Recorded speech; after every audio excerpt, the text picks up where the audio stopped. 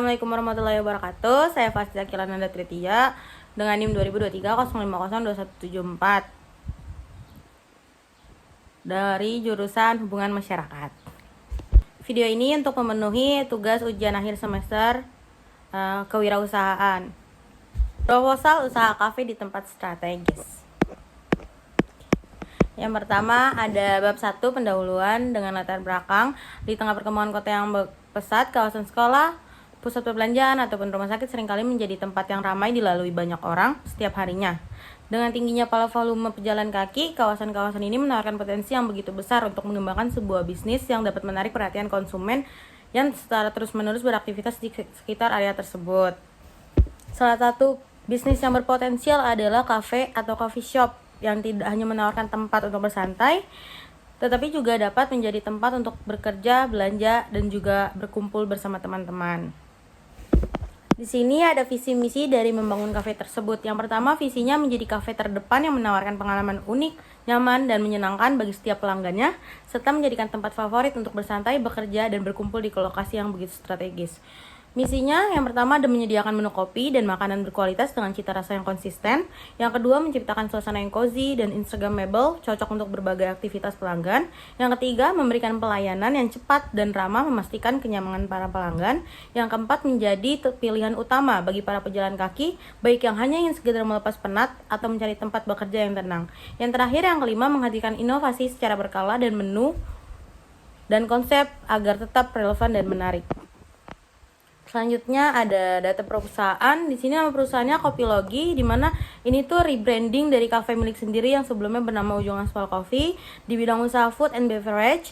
Produknya ada coffee, snack, dan juga ada food. Untuk alamat dan kontak tersedia di situ dan platformnya di GoFood, GrabFood, dan nanti kita akan ada lagi di Shopee Food.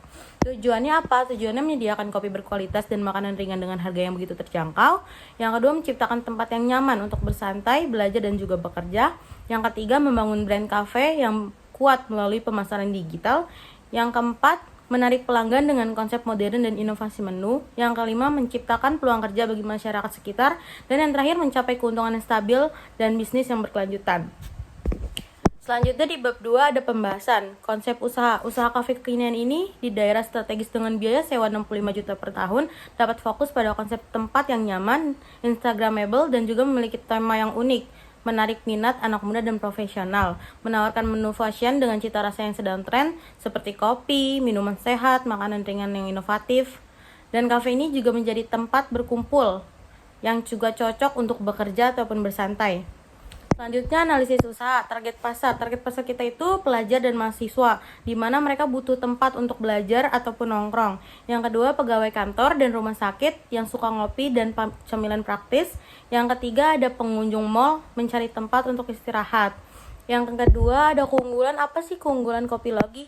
Kopilogi itu punya menu yang inovatif, suasana yang nyaman, dan juga instagramable, dan juga strategi pemasaran yang digital. Yang terakhir strategi diferensiasi, di mana kita menawarkan menu spesial dan promo loyalitas pelanggan. Di sini ada analisis SWOT. Yang pertama ada strength atau kekuatan, di mana lokasi yang begitu strategis, konsep modern dan instagramable, menu kekinian dan harga terjangkau, take away dan delivery ready, dan juga branding yang kuat. Yang kedua ada weakness atau kelemahan, yaitu persaingan yang ketat. Yang kedua modal awal yang begitu besar. Yang ketiga ketergantungan pada tren. Yang terakhir operasional dan manajemen stok. Selanjutnya ada opportunities atau peluang, di mana pertumbuhan gaya hidup ngopi yang terus berkembang, terus ekspansi online dan digital marketing, kolaborasi dengan influencer dan komunitas lokal, inovasi menu dan seasonal spesial, dan terakhir ada tren ramah lingkungan. Terus ada threats atau ancaman, yaitu fluktuasi harga bahan baku yang terus-terusan naik, perubahan kebiasaan konsumen, regulasi dan izin usaha, dan ketergantungan pada online delivery. Selanjutnya ada strategi pemasaran dan promosi. Kita di soft opening dan promo diskon kita akan gratis 50 cup kopi pertama pada saat grand opening. Terus berkolaborasi dengan influencer lokal. Yang ketiga ada program membership atau loyalty card. Ada online delivery lewat GoFood, GrabFood, dan juga Shopee Food. Dan yang terakhir ada Instagram dan TikTok marketing. Menunya apa aja sih? Ini untuk menu-menu dan harganya kita estimasikan untuk 6 menu. Kopi susu gula aren, cappuccino, matcha latte, teh lemon madu, dan croffle roti bakar. Selanjutnya modal awalnya. Modal awal estimasi Disewa tempat 1 tahun 65 juta, renovasi dan dekorasi 20 juta, meja kursi sofa 15-20 orang sekitar 15 juta, mesin kopi dan peralatan dapur di angka 25 juta, bahan baku awal seperti beans coffee dan susu dan lain-lain itu 10 juta, gaji karyawan 2 orang di 3 bulan pertama itu 12 juta, izin usaha dan lain-lain di 5 juta, promosi marketing secara online dan offline itu 5 juta dengan total modal awal 157 juta. Pendapatan dan keuntungan ini dalam bentuk estimasi, target penjualan harian yaitu 50-100 cup kopi plus 30-50 snack, rata-rata transaksi per pelanggan itu di angka 25.000 sampai 40.000. Ini ada skenarionya di mana kita bagi jadi 3 di minimal, normal dan juga optimis, dengan pendapatan per bulan untuk optimis di antara 80 sampai 100 pelanggan per hari itu di angka 75 juta sampai 90 juta, dengan laba bersih 30 juta sampai 40 juta. Di angka skenario normal di angka 50 sampai 7 pelanggan per hari itu di pendapatan per bulannya 50 juta sampai 70 juta dengan laba bersih 15 juta sampai 25 juta. Di skenario minimal kita ada 30 sampai 50 pelanggan per harinya di angka 30 juta sampai 45 juta, laba bersihnya 5 juta sampai 15 juta. Dengan BEP tersebut bisa dicapai dalam 6 sampai 12 bulan tergantung jumlah pelanggannya. Potensi keuntungan bisa meningkat dengan strategi pemasaran yang efektif.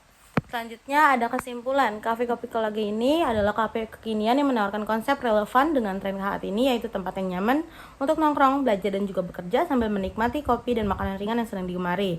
Dengan target pasar yang mencakup pelajar, pegawai kantor, rumah sakit, serta pengunjung mal, kafe ini memiliki potensi yang besar dan untuk berkembang di lokasi strategis dengan traffic yang tinggi.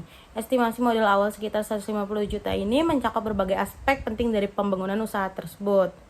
Pendapatan bulanan dapat bervariasi, namun dengan skenario optimis, bisnis ini bisa menghasilkan laba bersih sekitar 30-40 juta per bulannya. Dengan BEP tersebut yang dapat tercapai dalam 6-12 bulan. Saran yang harus kita perhatiin adalah optimalisasi operasional, yaitu pantau penggunaan bahan baku dan tenaga kerja untuk mengurangi biaya. Yang kedua, inovasi menu, yaitu memperkenalkan menu musiman atau varian baru secara berkala untuk menarik minat para pelanggan. Yang ketiga ada tingkatkan pelayanan pelanggan, di mana adakan acara khusus atau suasana unik agar pelanggan betah dan dapat kembali lagi. Yang keempat ada manfaatkan data pelanggan, kita gunakan untuk data transaksi untuk menyesuaikan promosi dan memperbaiki layanan yang ada. Terus ada kolaborasi bisnis lokal, yaitu membangun kemitraan dengan bisnis lokal lain dan memperluas jaringan dan promosi. Yang terakhir ada fokus pada pelayanan, yaitu pastikan pelayanan ramah dan cepat untuk menciptakan pelanggan setia. Dengan perencanaan yang matang, pengelolaan yang efisien, dan strategi pemasaran yang baik, Kopikologi berpotensi menjadi tempat yang sangat digemari dan sukses dalam jangka panjang. Sekian presentasi dari saya. Maaf bila ada kata-kata yang kurang. Assalamualaikum warahmatullahi wabarakatuh.